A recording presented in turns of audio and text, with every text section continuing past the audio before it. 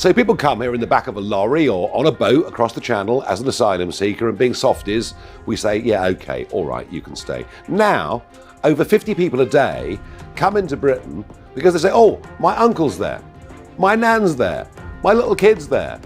And so what's really happening is we let people across the channel. It isn't just them that come. Ultimately, their whole families come as well. We must be absolutely mad. In America, what Donald Trump is doing already is deporting people who come into America illegally.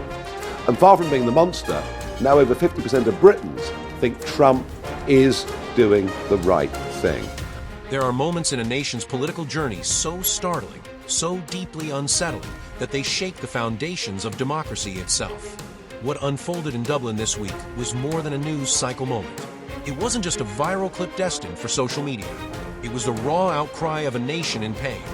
A moment that stripped away political theater and forced a sobering question into the open. What is happening to Ireland? The heated confrontation between Nigel Farage and a group of pro-Roma protesters was not simply a disagreement. It wasn't just another argument over Middle Eastern politics. It exposed something far deeper and far more troubling. Before we continue, a quick request. If you find value in this content, please like the video and subscribe to the channel. Now let's continue. Being put in 4-star hotels. I see illegal migrants who, by the way, might have escaped a war-torn country, but they ain't got their wife and kids with them. They're in a hotel as well, and suddenly me, a good old British voter, a good old person who hasn't broken the law, feels like a fifth-class citizen. It's not good enough the way I think. I think we're too soft. I think if we made it harder, if you didn't get a hotel and a car and a house and your backside wiped while our own people are struggling, I think that would be a deterrent. Don't you think we're too soft? It's about fairness. It's simply about fairness. All those arguments that you just made, people are incensed. Yeah. That young males who, by the way, throw their iPhones and their passports into the channel, and I filmed this myself being out there on a small boat, they chuck them into the sea at the 12-mile line. Do you know they're given a new iPhone as soon as they get to Dover? God. No, I'm not making this up, I promise you. Everything's free. They get, 40 quid a week fag money. The whole thing's unbelievable. So it's about fairness. What we witnessed became a symbol of a culture unraveling in real time. What drew global attention wasn't the outrage itself, but the silence that followed. Let's be clear about what happened. Nigel Farage, a figure known for controversial positions and blunt language, stood in the heart of Dublin and expressed what many Irish citizens have quietly felt for years, that free speech is under threat, that honest political debate is being crushed by a dangerous mix of radical ideology and institutional fear. And how did the crowd respond? Not with discussion, not with reasoned protest, but with intimidation, threats, and the looming presence of violence. We do have a border security minister already, who has responsibilities for this sort of stuff. But like I say, it's a clear shift in tone, and that is really, really important. Now, we really do need strong deterrence and clear messages. And sadly, this weak Labour government has got rid of the only deterrent that we actually had in this country, which was Priti Patel's Rwanda plan. Now, sadly, you have people like Kay, who I'm sure is really well-intentioned, but unfortunately, when we say, it's absolutely fine if you come to this country, we'll welcome you with open arms, I think it frankly encourages people to cross the channel and make that dangerous journey. And I think we really need to be clear that if you do come to this country, you will not be welcomed with open arms, you will not be living off the British taxpayer, and that you will be deported. Okay, he's got a point, hasn't he? The immigration and deportations are two separate issues. We have a Minister for Immigration, and the decisions that he or she makes are things like what visas to approve, what are the skill shortages. But the idea of deportations is something entirely different. This is about removing people who have no right to be here, whether they are failed asylum seekers or their visas have run out. We should separate these issues, shouldn't we? What we saw was deeply unsettling. It was the visible breakdown of civil society. But what truly shocked people wasn't only the disorder on the streets. It was the deafening silence from Ireland's leadership. Where were the defenders of democratic values? Where were the voices willing to say, we may disagree with Nigel Farage, but he has the right to speak? Where were the Taoiseach, the ministers, the journalists who so often claimed to stand for freedom? Instead, there was nothing, just a wall of silence. But the really interesting thing and what nobody seems to want to talk about, is what is GDP per capita? What is wealth? How do we measure it by the individual? And once again, it was down. And here's the thing. Since the fourth quarter in 2022, GDP per capita has increased in 2 quarters, but fallen in 6. We are getting poorer. And yet it seems to me the only way we get any GDP growth at all is through mass migration. Why? Because there are more people. So the economy is that little bit bigger, and that's what GDP measures. It measures the size overall of the productive economy.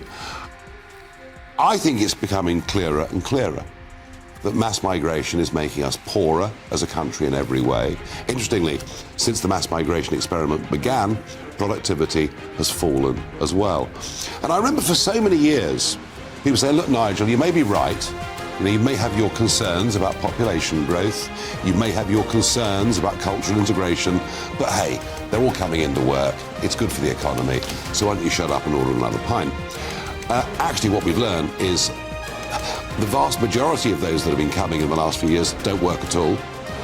And those that do, if they're in low-skilled jobs, overall, are going to cost the economy in the long run. Not a single word of condemnation from the political elite. Not one clear rejection of calls for violence disguised as ideology. And that silence was deafening, because within it was a message sent not just to Farage, but to every Irish citizen brave enough to speak openly. You are on your own. Think about that. Imagine being a parent in Dublin, watching your neighborhood become unfamiliar. Imagine being a teacher unsure what topics are still allowed in the classroom, or a student watching your university turn into a stage for censorship and political intimidation. We'll see it happen across country after country after country.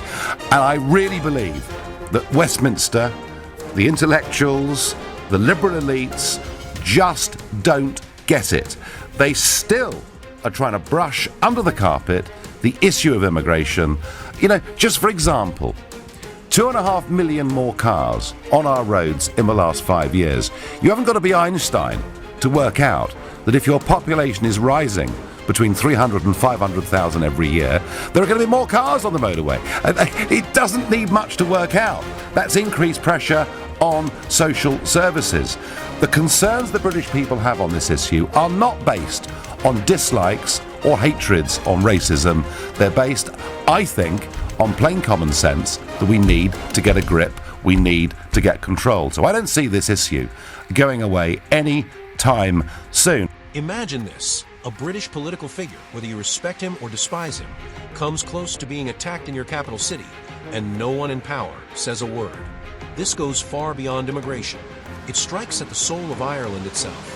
We are watching a nation slowly drift away from the values that once defined it: community, compassion, independent thought, and courage. In their place, we see hollow slogans, fear-driven narratives, and rigid tribalism. And inside the halls of power, silence.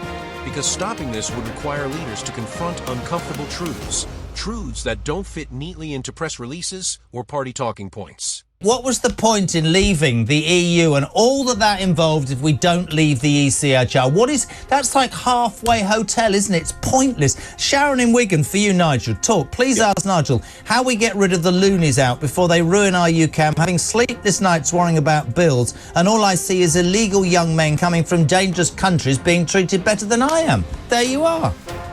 Sharon, the bad news is it's going to get worse. It's not going to get better. It's going to get worse. Let's confront a hard reality. The streets are becoming increasingly radicalized under the banner of activism. We've reached a point where many protests are no longer rooted in justice. They are driven by the pursuit of power.